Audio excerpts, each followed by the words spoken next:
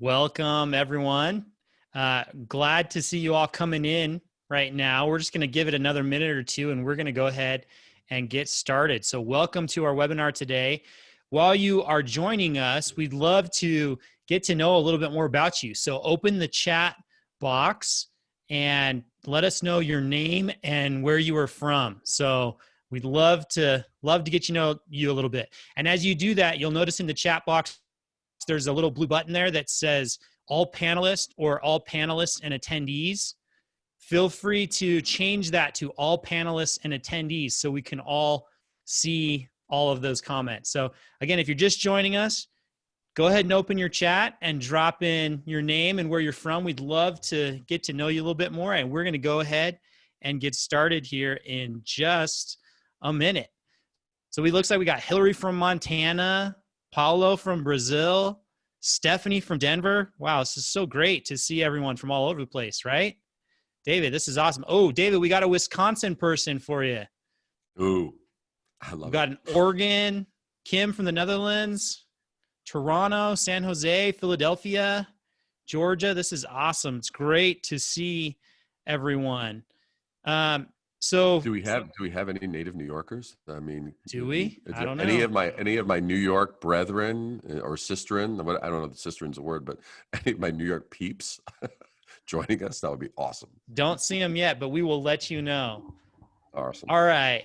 Well, let's go ahead and get started. Thank you all for taking the time to join us on this webinar today. I'm Garrett Justice with Lucidpress, and I'm super excited to welcome our guest today. We have world-renowned branding expert, David Brier, with us. David, it's so great to have you with us today. Oh, absolutely. Oh, and I think we should let everybody know that we're all going by single letters. Like I'm going to be known as D, and you're going to be known as G, and V, who's sort of behind the scenes helping us. We're now like these. It just seemed to be right for the vibe. The day after Labor Day. All right, D, we love it. And so if you see V in the chat as well, V Lake, she's helping us behind the scenes. So she will help answer your questions behind the scenes. But David, or D, I'm really excited to jump in here today. Our topic is brand intervention, 3 secrets every brand needs to know to stay relevant. And so for those of you who are just joining us who might not know about this awesome guest we have here today, let me tell you a little bit more about Mr. D, David Brier, with us today. Let's go to the next slide here. So here's a little shameless name dropping about him. So Claude Silver, who some of you may know, VaynerMedia, Gary V's agency. He's called David a mad creative genius.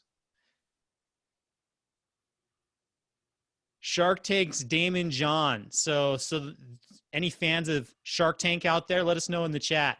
He said that David Brier is just brilliant with branding.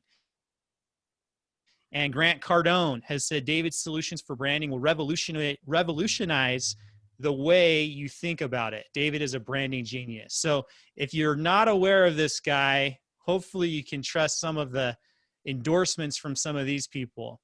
He has had articles in Fast Company, Adweek, Forbes, New York Times, Inc., Entrepreneur, Thrive Global, all over the place.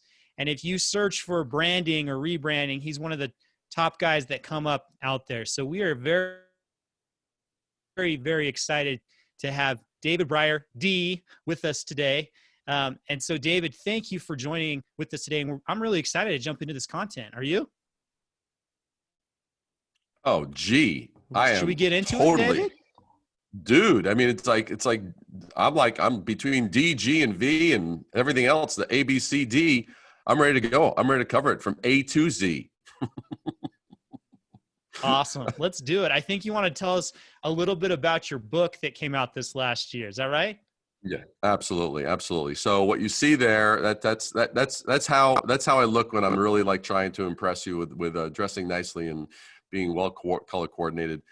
Yes, I've written brand intervention, and that was based on, by the way, 4 decades of building brands. And most people are like, 4 decades, you don't look like you've been doing this for that long. I have been doing this for that long.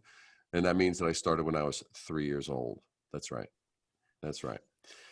But the basic thing is, the most important thing when we were talking about this, when G and V and myself, when we were talking about this, we wanted to go, what could we give you like a really, like we're hitting into like sort of like the last stretch of the year, right? Right after Labor Day, and you go, what would be a real way to power everyone up? And so we put together, I looked in my different things. I was like, what would be 3 counterintuitive branding secrets that you won't learn on Shark Tank? And so we put these together, and this is where it kind of gets crazy exciting.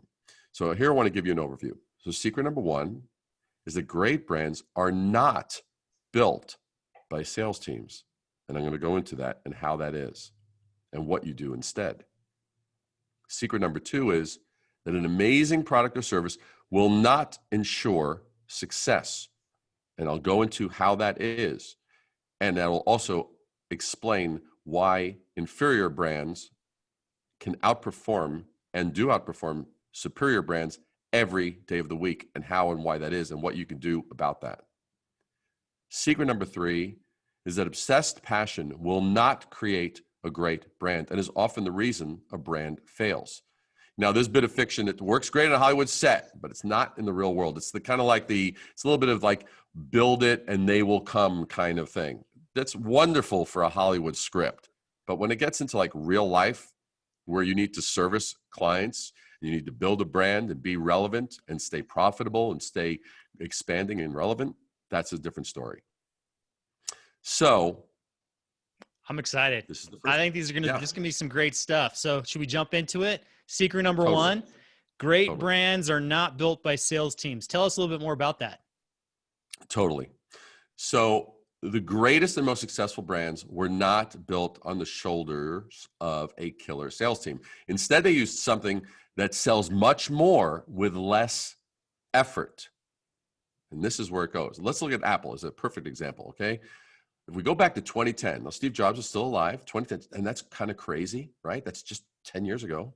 He released, and this is also crazy. The first iPad it's only been in the market for 10 years. Is that nuts? Now it seems like it's been there forever. But right in the middle of the 2008 economic meltdown, Steve Jobs releases the first iPad.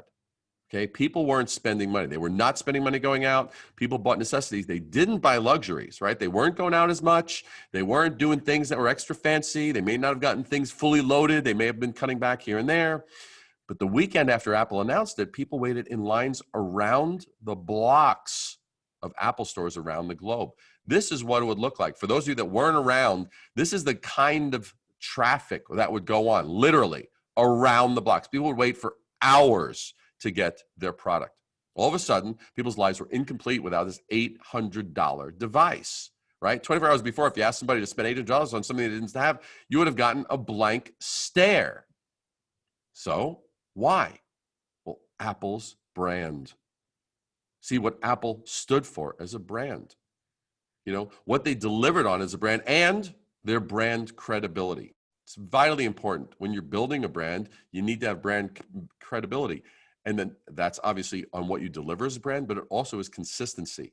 And that's one of the things that Lucid is brilliant at, is that consistency. You want to have the consistency not only in your voice, but then also the experience that customers have with you. So now if you think I'm exaggerating on the value and impact of a brand and its impact on selling, here's what Gary Vaynerchuk has to say about this. Listen to this.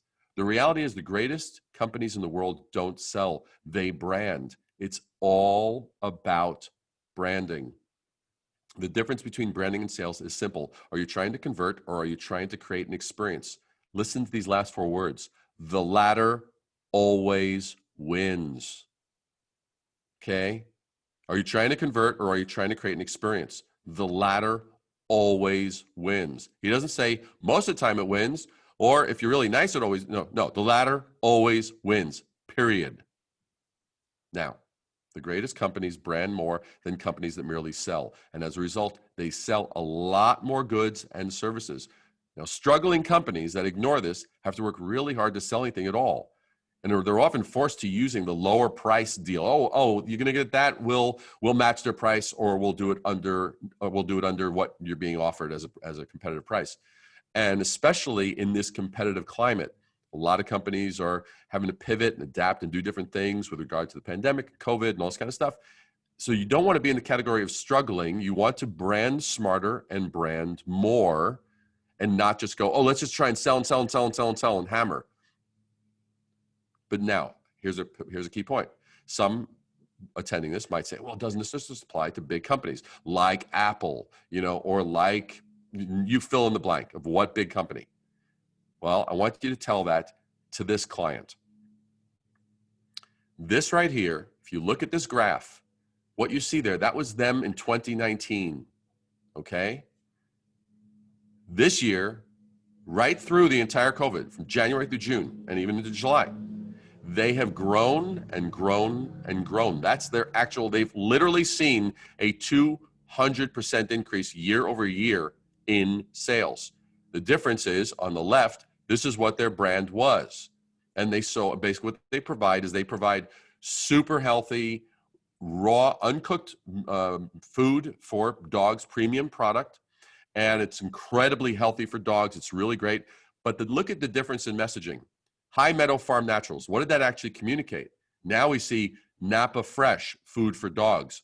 Earth's most civilized food for dogs. This is the new packaging, which would actually be delivered in this frosted cellophane bag with this labeling and branding. Notice the consistency of the branding. And then this gives you an idea of where the brand actually comes to life in the different ways that it shows up.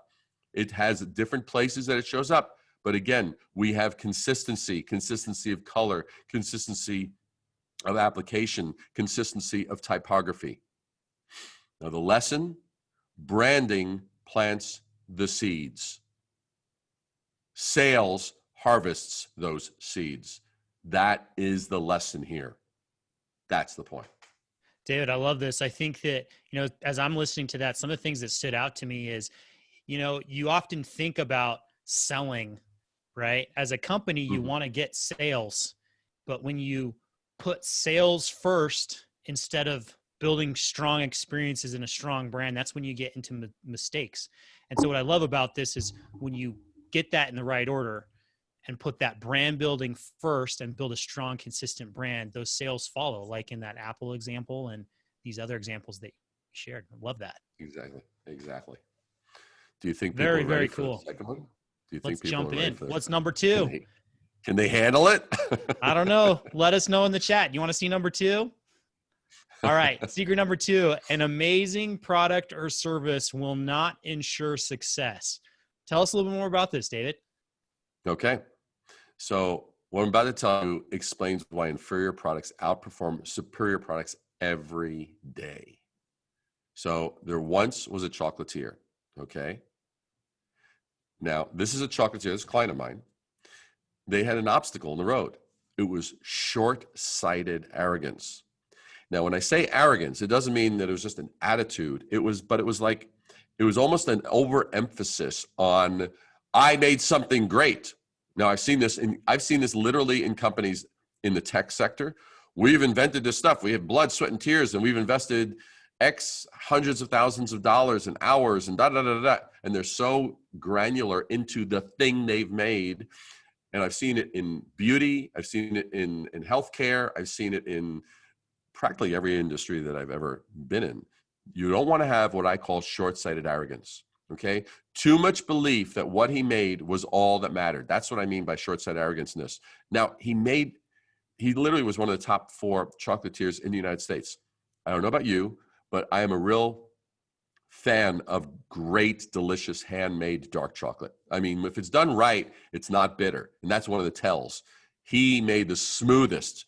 The only thing smoother was John Travolta in Saturday Night Fever. Now, so look at this. So too much belief in what he made was all that mattered, and that branding of any sort somehow diluted the purity of his creation. His viewpoint got so far to David, if anybody knows chocolate, they're going to find me. Okay, you get the idea. That would limit your growth if you just have that idea. And let's get this other little thing understood. Marketing is not telepathy. Okay, marketing is not telepathy. So he went from this was his box, the way it was before, to this. That was entirely different. Now, out of this came one of the most powerful laws of branding that I've ever discovered. But before I give you that, I want to tell you something. What happened with this, I'm going to show you this again because this is just how powerful this is. It literally, with this change, he saw it was a soft open, meaning we didn't do a big blitz, but what happened was we went through this that he saw in the month of June when he just put these on the back counter. There were no new sales, no new prices, no new flavors, no new signage, no change of hours. And he was a boutique. So this is a one store location where people went through every month. And after the first month, we literally saw sales. I went to him and said, how did it go? He goes, David, the sales of truffles tripled. We sold 3 times, 300% growth in 1 month. No advertising, no nothing. These boxes were literally sitting on the back counter. So literally out of this came the most powerful laws that I've ever discovered, that if you don't give the market the story to talk about, they'll define your brand's story for you. Okay. Literally, it was a 300%. And I need you to give you the whole picture. That was in June, which is downtime. That's summer's downtime for chocolate sales. In July, I went back at the end of July. I said, how'd it go? He told me that July sales exceeded June. And at the end of August, I said, how did it go? He says, not only did August exceed July, August exceeded February.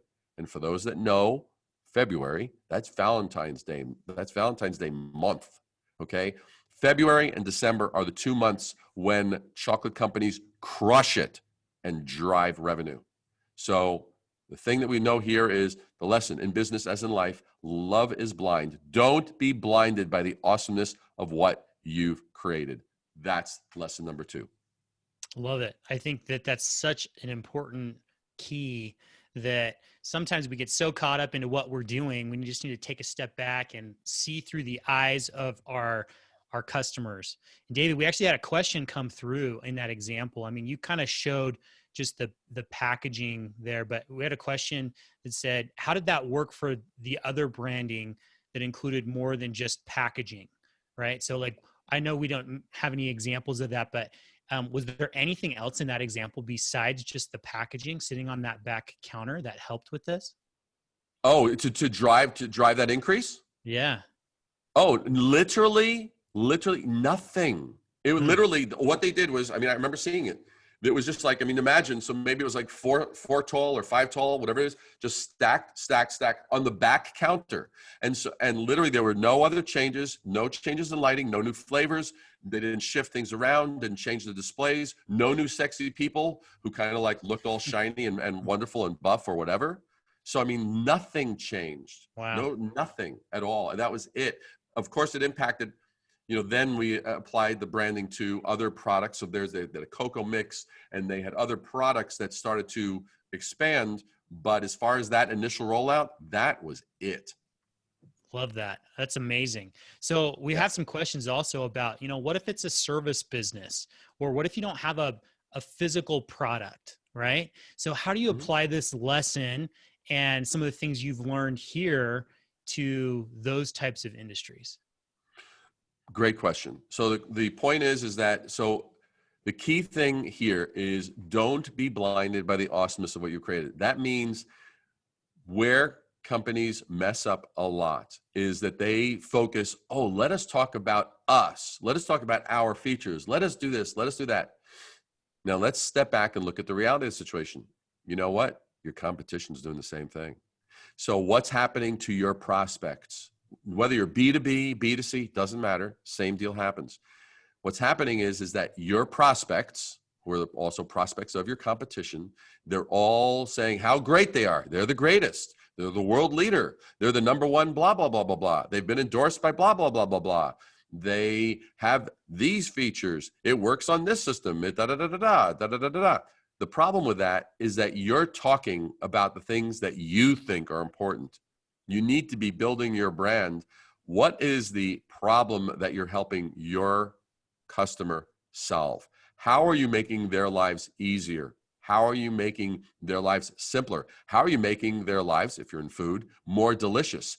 How are you making, if you're in health and beauty, how are you making me, the customer, look younger, faster, simpler, easier? You get the idea. It's a very, very different conversation. So that's why it's so easy to go, but we've created the most amazing da da da da da da. And I'll give you this as an analogy. Imagine going out on a date with someone that you're meeting for the first time. And imagine that you're sitting across from that person and that person says, wow, I'm so excited to meet you. By the way, let me tell you all about me. And for the next 45 minutes, they're telling you all about themselves and this trip here and what they did when they were growing up and the clothes they like and the habits that they like and the things they like. That bill cannot come fast enough. You want to be out of there so fast. And trust me, the analogy that I've just given you applies in business as well. That's how this works. Love it. Yeah, I think that makes total sense. I love seeing these questions come in. We will share out this presentation at the very end. And I know we're going to have some more time at the very end to get to some more of these questions. So if we didn't answer your questions, just hang on. We're going to stick around to the end. But I want to jump into secret number 3. Should we do it? Absolutely. Absolutely. All right. So secret number 3 here is obsessed passion will not create a great brand, and often is the exact reason a brand fails. So tell us more about this, David. Okay. So every company needs passion. Yes, that is true. But now the great companies have the right passion for the right thing. Okay. You don't want to let passion blind you to the real issues. That's where it can get tricky. Now, the false belief that killed Blockbuster Video and other greats like Toys R Us or Sears, or, I actually wrote down a list. There's a whole bunch of companies that are now bankrupt and many of them pre-COVID. So this is not just, this isn't like something that caused us to kind of go, whoa. This is all pre-COVID, okay? Obsessed passion that is a false belief, that obsessed passion will create a great brand. That's false. It only happens in a Hollywood script. Now, to understand how disastrous this can be, let's look at Netflix's rise and Blockbuster Video's demise. Blockbuster Video. From 1985 to 1992, the brick and mortar chain grew from one location to 2,800 locations around the world. Driven by a passionate belief in their business model, they seemed unstoppable, thinking they were impervious. Get that? They were convinced they were impervious. Now, how do you know when you're incorrectly doing that? That you're stop paying attention to cultural changes and shifts. You're so micro-focused in the microcosm, you drop out of touch with the macrocosm. What's going on culturally? Are there things happening? Other than shifting from VHS to DVDs, Blockbuster never responded to cultural shifts and stuck with their retail model of renting or selling DVDs. Why? Well, it worked great for them. Plus, when people came in, they could upsell them to buying Twizzlers and malt balls and popcorn and blah, blah, blah, blah. They loved that model. That was their deal. But today, there's only one remaining Blockbuster in Bend, Oregon. That's it. They went from that big Goliath to this one remaining fossil. I won't even call it a remnant. I'll call it a fossil. Now, Netflix, on the other hand, let's look at Netflix. So they started out as a DVD rental by mail service. For those that knew it, they would send you the DVD, you'd return it, you'd get one or more back, to switch it out. So you always had your entertainment. Netflix went from mail delivery to entertainment media company. They didn't make the mistake of believing in their existing model, but truly understood the actual business they were in. Entertainment. Get the difference. Blockbuster, what business were they in? Brick and mortar retail location to provide stuff. Did they look at the factor of entertainment? They lost sight of that because they had a business model. They didn't realize, that's actually kind of inconvenient. So now Netflix sees their entertainment, so now they can shift not only to streaming, but they can also shift to producing original content. And as a point, in fact, they produce more original content and programming than any other media company in the world, including Disney. So what's the result? Netflix's current valuation is $185.4 billion. That total equals all these companies' valuations combined. Sony, CBS, Viacom, Discovery, Fox, AMC Networks, and Dish Network. That's insane. So how did we apply this to a company that makes motorcycle dollies and lifts, right? So we know that motorcyclists are a very passionate consumer, right? They don't just sort of randomly, casually, I guess I'll get a motorcycle. No, they're really into it, right? There are certain publics that are really passionate, and you really want to pay attention to that. So the way we did this was we looked, and they have dollies and lifts to store them in their garages. That's what they are, dollies and lifts. So the first thing we did is we disrupted it because we knew they made a proprietary dolly and lift. So we designed this as part of their brand. The name of the company is called Let's Roll. So we designed this original design for the certificate of authenticity. We just did that as a value added, like, hey, you get this with every purchase you make. Now all of a sudden you've been told, yes, you didn't buy just some makeshift thing. It wasn't something imported from, another country or this, that, the other. It was really great, right? Made here in the USA. And look at the copy, dedicated to showing motorcycles the respect they deserve, right? So it really embraces the passion. And you look at the little oval in the center, 100% awesome, right? So with that, why do we do that? Because it's the law that we already talked about, that if you don't give the market the story to talk about, they'll define your brand story for you. So we owned the story, and we're like, hey, you know what? We know we're amazing. We know we're badass. So we're going to start out and we're going to include this. Is it vitally necessary? No, but isn't it cool? I know if I got something and I got a certificate of authenticity, that would tell me, wow, these guys really are into it. That's awesome. It validates my purchase as a buyer, as a consumer. Then we cut through the noise. Here's how we did that.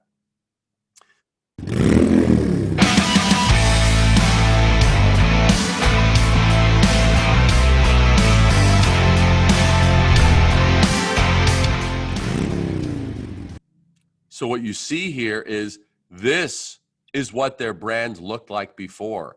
And they're in the process of making the transformation over into the new brand. But when you would go to their homepage, what you see here on this actual laptop is what their homepage looked like. This is now what their homepage is going to look like. Yes, by the way, that is the same company. That's how dramatic it is. Now it's a lifestyle brand. It embraces the passion. It uses design, typography, imagery, all of that, and the language. So literally on the left, you see their top competitor compared to where they are now. You see, that's the difference. They went from being a manufacturer to actually being a brand that's a lifestyle brand. Very, very powerful. And then you just see how it comes to life. You see there's brand consistency, which Lucid is the world leader as far as helping you have that consistency. But with that, you need to have, what are you making consistent? And that's where this branding comes into play. So the lesson here, don't be married to your solution. Instead, be married to your customer's problem, aspiration, challenge, or goal. Love it. I think it's such a great reminder for us to have that customer focus here, David. Some awesome examples that you shared. Just stunning. It's awesome. Let's jump into this recap though. Totally. So the recap, secret number one is great brands are not built by sales teams. We've already gone over that. It's like a great brand, you're going to be doing that by paying attention to the key brand fundamentals, your messaging, your imagery, what people have. If you have a brick and mortar location, great. What's the experience there? If you have an online presence, what's the experience there? Okay, it's not going to be, a sales team is not going to drive it into a great brand. They may move sales, and that's fine. But if you're looking to build a great brand, you need to do it with branding. And David, one of the things that I really like about this too is it just hints at the importance of marketing and helping build a strong brand. Sometimes some companies don't really understand that, or it's hard to tell that story to executives. But when you share some of these examples about the importance of a brand and how that can help support a growing sales effort, right, then it makes total sense on why do you need to invest in building a brand, right? Complete. Love that. Complete. Perfect. Thank you. And secret number 2 is an amazing product or service will not ensure success. We've already gone over that. Every day of the week, I would challenge you, if you're kind of like, well, if you're sort of still on the fence about this, I would say, all right, select any category, and you will see that there are inferior brands, from the standpoint, meaning like there are inferior products that can outsell you just because they were branded a bit better. Okay.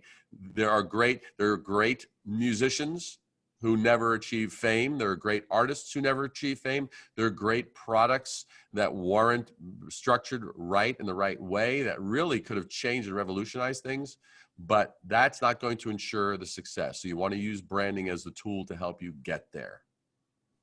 Love it. And then 3 is really that the obsessed passion will not create a great brand, is often the reason the brand fails.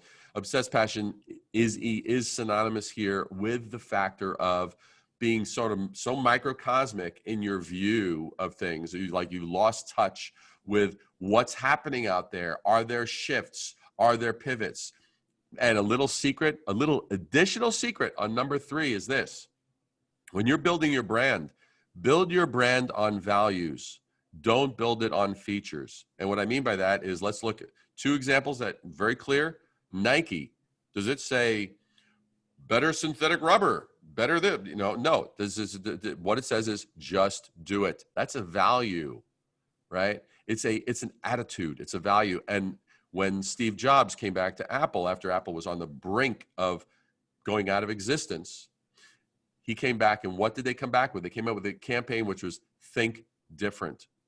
Did that say better operating system, cooler design, No, those were features. Those things come out of values. You see, great products and great services come out of values. Values start, and then great products and great services come after and follow.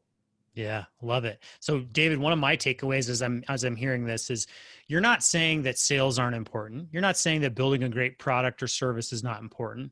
You're not saying, you shouldn't be passionate. Like, all of those things are important, but what you are saying is that you still need to focus on building a strong, consistent brand. And when you do that, it can help reinforce all of these things: sales, your product, your customer experience, and so that they can feel the passion, and it's not just something that you have, right? Exactly right. Exactly right. So cool. Let's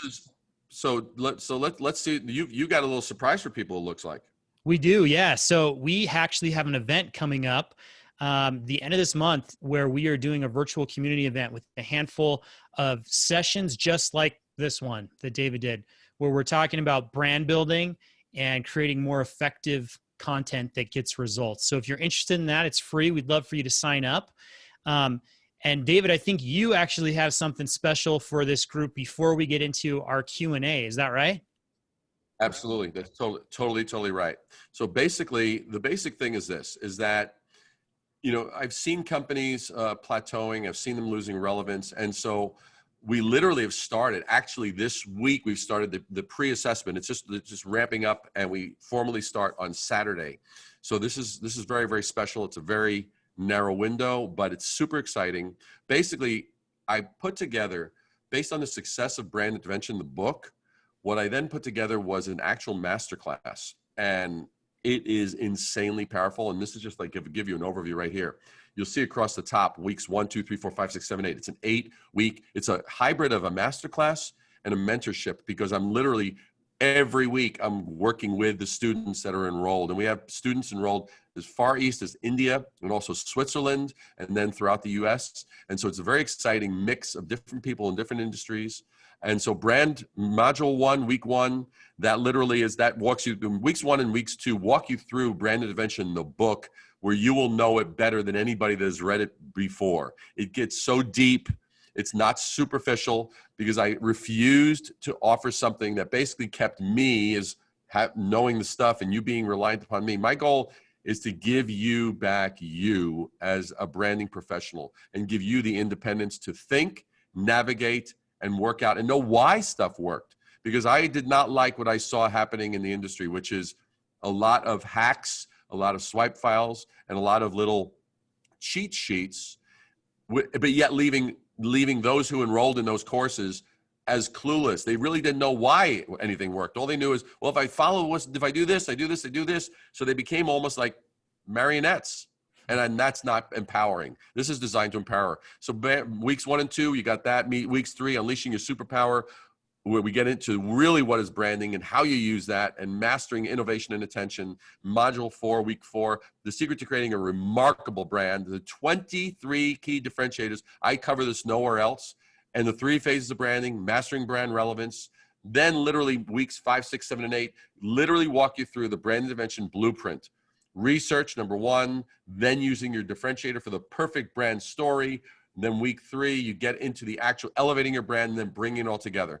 And that is essentially, and the thing about that is that I'm really providing that at a special, as a courtesy to Lucidpress and the clients of Lucidpress.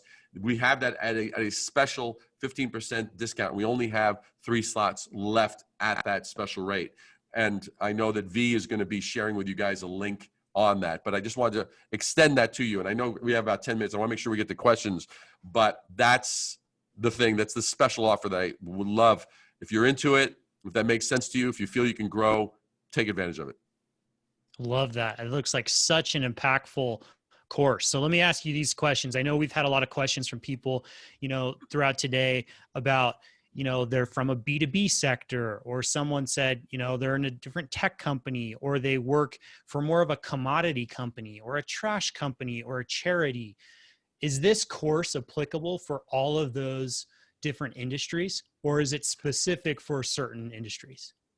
I will tell you, like I said, I've been doing this for 40 years. I have worked with nonprofits. I have worked with cultural tours. I have branded cities. I have branded tech companies. I took a tech startup company. One of my clients in Florida went from a startup with 0 sales, and now in 8 years they became a billion dollar company. Okay, a unicorn. Wow. So so the thing is, I have yet to see a single industry. I've taken a company in the HVAC space. Now you'd think, wow, HVAC. How exciting. That's just riveting. Ooh, I'm breaking into a sweat. Can you please stop talking for a second so I can calm down, right? Anyway, so the basic thing is, like, HVAC is not an exciting industry by itself, but when you learn and you know where to look. So the thing is that I have yet, honestly, in my experience, I've yet to find a single industry. You may think, oh, we don't have anything special to offer. Well, if that's the case, you'll have to figure that some way that you can shake it up a bit. You may be able to deliver it faster. You may be able to deliver it simpler. Like, I mean, look, is Amazon the greatest creation in the world? No, but you know what's great about it? The one click. Because that allows you and me to get in there in 30 seconds. It recognizes who we are. There we are. I can go in and out. I know what I'm getting. Bang, bang. I could see, oh, it's got majority of 4 and 5 stars. So I can see the reviews super quick. So it's just an ecosystem that created, and it's a checkout counter on my desktop. It's nothing more special. They did what Sears should have done. If Sears was smart, because Sears, what did they do? Sears saw that when people has smaller cities, and we weren't as everywhere all the time, and we didn't have these big shopping malls, that a town would normally have a few stores. So what did Sears do? Sears had the bright idea of going, oh, everyone has a mailbox, so we're going to take a catalog. We're going to bring the world of shopping to their mailbox. Amazon simply did it in the digital space. We're going to bring the world of shopping. They started with books and then expanded from there. World of shopping to everyone's desktop. Mm-hmm. So it's just a matter of knowing where to look, how to look. I have yet to find a company that could not absolutely up their game a lot through these tools. Love it. Well, let's get into we have a couple of questions here, and I want to make sure we have enough time for the next 7 minutes or so. We're going to answer as many of these as we can. So one common theme that I've seen in a lot of the questions that have come through today are, okay, you're a marketing professional. You work at a growing company. You get the importance of building a strong brand. Like these points that you've shared today definitely resonate. But how, as a marketing leader at your organization, do you have any tips to help get buy-in from those executives or other leaders, internally, to help them understand the importance of investing in brand? Completely. I love that. It's a great and very important question. It works like this. You whoever you are, whether it's many of you that have, or just whatever it is, if you're in that position, you must assume the position of being the educator. And that doesn't mean like talking down to them. It doesn't mean that they're subservient to you, but in other words, you are sharing your wisdom. You are sharing your wisdom. You're sharing your insight. You're sharing them in the journey. Like, what did I do? Let's look at what just happened over the last 35 minutes. What did we just do? Shared with you insights that you could understand. They were practical. You saw how they worked. You can now appreciate them better. Same thing. You're going to walk people through. You're not going to, and it's not a contentious thing. Now, if you're in a contentious environment, that's a different deal. If they're like, well, they think they're management and they're like this and we're like this. And now if there's political tensions, that's a different deal. Such as, well, sales thinks this and marketing thinks this and management thinks this. Well, then you better get everybody in the room and say, hey, everybody, wake the freaking heck up. Seriously. It's like we're on the same team. And if you do not get this, then I'm probably in the wrong place. I mean, that's where you have to be very practical and real. It is resolvable unless you're dealing with someplace that's dealing with such old, antiquated, well, you're here and we're the C-suite and you're the this and you're the that. And if you got that kind of stuff going on, that's not a healthy structure. And bottom line is places that operate like that, their days are numbered. I will tell you, their days are numbered. So don't think that they've got the power and we don't. That you just got to level the playing field and say, hey guys, we're in the same playing field. We're here. That's the way it is. Hope that answers that. Yeah, that's awesome. I love that. And I think one thing I would just add to that too, that, something I've noticed as a marketing leader at a growing company the last few years, especially, is, man, one of the most underutilized marketing channels that we often forget about as marketers is internal marketing. Right? We spend all day thinking about how we can build a strong brand and how we can market to our customers or potential customers. And often we forget about the power of how can we leverage those same ideas and principles to get buy-in internally at the company to help people understand why marketing is important and what we're doing and why we need to build a strong brand. So I would just add that to exactly what you said, that it's important to evaluate, one, are you at a healthy company, but then two, to leverage some of those existing tools and skills that you're using for your customers internally as well. Perfect. Love it. So someone also asked more specifically, but kind of to build on this, is do you have a killer script to help people who are old-fashioned or traditional when you're working with clients, help them understand that the world has changed and that they need to focus on their branding? So I guess what's that process like for you as you might work with clients that are a little bit more traditional in that sense? How do you help them understand the importance of this? With two powerful words. No, they're not. They're not what you may have just thought of. Those are not those two words. They're another two words. And those two words are, you're wrong. I literally will tell clients, I'll let them tell me, I say, good. You're wrong. I don't beat around the bush and say, well, we might be able to. If you want to fail, here's a way to fail. Well, you might want to entertain or maybe or that. Tentative doesn't close. Tentative doesn't educate. Tentative doesn't guide. You can't be, you got to have conviction. And you've got to be able to say, you know what? As much as I love what you're saying and it makes sense to me, you're wrong. And I cannot tell you how I have yet to have anyone go, how dare you? Actually, they always kind of like usually laugh because no one's up till that point ever had the cojones to actually go, what did you just, what? Mm-hmm. And they laugh because they actually know it's true. And it's almost with a sense of relief that they finally go, finally someone told me. And so that's really what happens a lot. That's great. Love that example. Sometimes I think that's what you need to do, right? And help people understand that they are wrong and things need to change. So this has been so awesome. I think as we kind of wrap up here, I know that there's a couple of outstanding questions still, but last one I want to leave and get your insights on are, what are the impacts of COVID-19 and everything that we've seen happening in the world this year on the importance of branding? So as a branding expert, as you think about, that expertise, has it become more or less important, or have you thought about it differently as you're working with clients today in today's Mhm. environment? Completely. What I have seen is that those that have ignored it came across as tone deaf and they alienated people. That was a bad move. Those that were empathetic, see, all of a sudden, right, almost overnight, we all had a common enemy, right? That has the potential to unify us, right? Has the potential to unite us going, holy crap, there's something over there that is having an impact on the ecosystem and this, that, the other, da, da, da, da, da. So to me, it gave every brand the opportunity to be more empathetic. It gave every brand the opportunity to show its humanity. It gave every brand the opportunity to, and some were tough. Some were hitting real. I mean, of course, hotels and restaurants, I mean, those were slaughtered. But I'm going to give you super fast. I spoke to 3 continents about 2.5, 3 months ago. That was in the hotel event and hotel space, right? So where did they make their money? They made their money from people traveling to events.